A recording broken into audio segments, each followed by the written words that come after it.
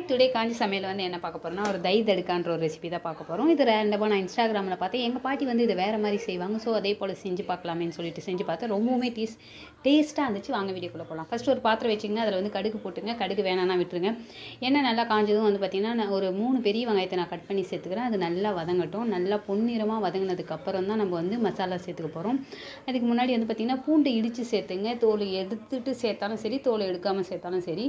சேர்த்துட்டு அதனோட பச்சை வாசனை போனோடனே சீரகம் வந்து 1 ஸ்பூன் அளவுக்கு சேர்த்துங்க. நல்லா சேர்த்துட்டு கலந்து கொடுத்துருங்க. அதுக்கப்புறம் பார்த்திங்கன்னா தனி மிளகாய் தூளும் மஞ்சள் தூளும் சேர்த்துங்க. சேர்த்துட்டு அதனோட பச்சை வாசனை போகிற வரைக்கும் நல்லா ஒரு ப்ரௌன் கலர் ஆகிற வரைக்கும் நல்லா கலந்து கொடுங்க. கலந்து கொடுத்ததுக்கப்புறம் வந்து பார்த்திங்கன்னா தயிர் வந்து 1 கப்பு தயிர் வந்து நல்லா அடிச்சுட்டு சேர்த்துங்க. வீட்டு தயிராக இருந்தால், கடை தயிராக இருந்தால் அது கட்டியெல்லாம் இருக்காது இல்லையா? ஸோ வீட்டு தயிராக இருந்தால் அடிச்சுட்டு சேர்த்துங்க. இதனோட பச்சை வாசனை போகணும். அதுக்கப்புறம் தான் நீங்கள் வந்து பார்த்திங்கன்னா அந்த தயிர் வந்து சேர்த்துணும். தயிரை சேர்த்துட்டு நல்லா கலந்து கொடுத்துருங்க. நல்லா கலந்துட்டு ஸ்டவ்வை வந்து ஆஃப் பண்ணிவிட்டு கருவேப்பிலை கொத்தமல்லி போட்டு இறக்கி விட்டுட்டிங்கன்னா ரெடி ஆகிடும். இது ரொம்பவுமே சூப்பராக இருக்கும். இட்லி, தோசை, சப்பாத்தி எல்லாத்துக்குமே தொட்டுக்கலாம்.